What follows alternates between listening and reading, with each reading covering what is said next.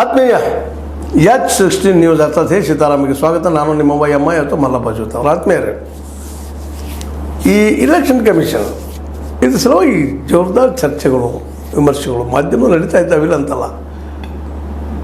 ಆದರೆ ಇಲ್ಲಿಯವರೆಗೆ ಸಾಕಷ್ಟು ಪ್ರಯತ್ನ ಮಾಡಲಾಗಿದೆ. ಅವ್ರು ಸ್ವಚ್ಛ ಮಾಡಬೇಕು, ಅಲ್ಲಿ ಗದ್ದಲಗಳಾಗಬಾರ್ದು, ಮತ್ತೇನೂ ಆಗಬಾರ್ದು. ಆದರೆ ವಿರೋಧ ಪಕ್ಷಗಳಿಂದ ಸಾಕಷ್ಟು ಆರೋಪಗಳು ಮೇಲೆ ಕೇಳಿ ಬರ್ತಾ ಇದ್ದಾವೆ. ಯಾಕಂದರೆ ಈ ಚುನಾವಣಾ ಆಯೋಗ ಆಡಳಿತಾರೂಢ ಪಕ್ಷಕ್ಕೆ ಹೆಲ್ಪ್ ಆಗುವ ವರ್ಕ್ ಮಾಡ್ತದೆ ಅನ್ನೋದು ವಿರೋಧ ಪಕ್ಷಗಳ ಆರೋಪ. ಇದು ಸೋತವ್ರದ್ದು ಇರ್ಬೋದೇನೋ ಇಲ್ಲಂತ ಅನ್ನೋದಿಲ್ಲ ಅದನ್ನು. ಬಟ್ ಅವರು ಆರೋಪ ಮಾಡೋದ್ರಲ್ಲಿ ಜೆನ್ಯೂನ್ನೆಸ್ ಅದ, ಒಂದು ಕ್ಲಿಯರಿಟಿ ನೀಡುವಂಥ ಅಲ್ಲಿ ಪ್ರಯತ್ನವೂ ಆಗ್ಯದ. ಯಾಕಂತಂದ್ರೆ ಇತ್ತೀಚೆಗೆ ನೀವು ನೋಡಿದಿರಿ, ನಮ್ಮ ಮಮತಾ ಬೆನರ್ಜಿ ಅವರು ಒಂದು ಎಪಿಕ್ಕಿಗೆ 2-3 ಓಟ್ಗಳು ಆಗ್ತಾ ಇದ್ದಾವ ಅನ್ನುವಂಥ ಮಾತು ಆರೋಪ ಮಾಡ್ತಾ ಇದ್ದಾರೆ.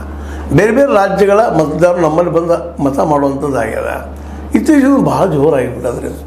ಮೊದಲೆಲ್ಲ ಒಂದೇನಿತ್ತು, ಸಾರಾಯಿ ಹಂಚೋದು, ಮತ್ತೇನೋ ಮಾಡೋದು, ದುಡ್ಡು ಹಂಚೋದು ಮಾಡ್ತಾಯಿದ್ರು. ಇವು ಅದಾದ ಇಲ್ಲ ಅಂತಲ್ಲ. ಅದ್ರ ಜೊತೆಗೆ ಈಗ ಹೊಸದಾಗಿ ನಾವು ಕೇಳ್ತಾ ಇರೋದು ಏನಪ್ಪ ಅಂದ್ರೆ, ಒಂದು ಎಪಿಕ್ ಕಾರ್ಡ್ಗೆ 3-4 ಮತದಾರರಿದ್ದಾರ ಅನ್ನುವಂಥ ಮಾತು. ಇದು ಯಾರಿಗಾದ್ರೂ ಗಾಬರಿಗೊಳಿಸುವಂಥ ವಿಷಯ. ಯಾಕಂದರೆ ಇದು ಆಗಬಾರ್ದಾಗಿತ್ತು ಇದು ನಿಜವಾಗಿ.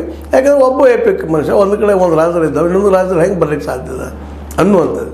ಅದರ ಉತ್ತರದ ಕಡೆ ಉತ್ತರ ಭಾರತದಲ್ಲಿ ವಿಶೇಷ ಭಾಳ ನಡೀತಾ ಇದೆ ಅನ್ನೋದು ಒಂದು ರೀತಿ ಗಾಬರಿಗೊಳಿಸುವಂಥ ವಿಷಯ.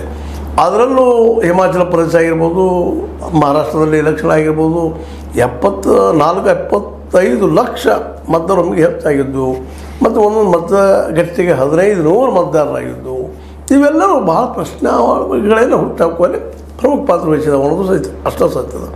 ಅದರ ಜೊತೆಗೆ ಸಾಕಷ್ಟು ಈ ಹಿಂದಿದ್ದಂತಹ ನಮ್ಮ ರಾಜೀವ್ ಕುಮಾರ್ ಅವರು ಮುಖ್ಯ ಚುನಾವಣಾ ಆಯುಕ್ತರು, ಅವರು ಅನೇಕ ಸಲ ಭಾಳಷ್ಟು ಒಂದಕ್ಕೊಂದು ತಾಳೆ ಆಗದ ಹೇಳಿಕೆಯನ್ನು ಕೊಡ್ತಾ ಹೋಗಿದ್ರು ಅನ್ನೋಂಥದ್ದು. ಬಟ್ ಇತ್ತೀಚೆಗೆ ಬಂದಂಥ ಅವ್ರ ನಂತರ ಬಂದಂಥ ಜ್ಞಾನೇಶ್ ಕುಮಾರ್ ಅವರು ಪ್ರತಿಯೊಂದು ಉತ್ತರ ಕೊಡುವಂಥ ಪ್ರಯತ್ನ ಮಾಡ್ತಾ ಇದ್ದಾರೆ. ಹೀಗಾಗಿ ನಿಧಾನಕ್ಕೆ ಇಲ್ಲಿ ಗಡಬಡಿ ಆಗ್ಯದಪ್ಪ ಈ ಒಂದು ಇಲೆಕ್ಷನ್ ಕಮಿಷನಿಂದ ಅನ್ನುವಂಥದ್ದು ಸ್ಪಷ್ಟ ಆಗ್ತಾ ಬಂದದ.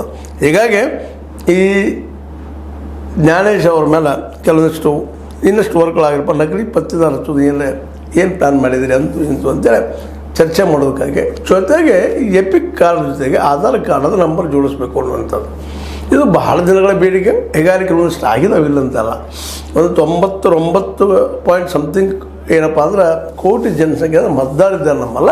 ಅದರ ಒಂದು ಹೆಚ್ಚು ಕಡಿಮೆ ಏನಪ್ಪ ಅಂತಂದ್ರೆ 66.23 ಕೋಟಿ ಜನ ಎಪಿಕ್ ಮತ್ತು ಈ ಆಧಾರ್ ಕಾರ್ಡ್ ಜೋಡಿ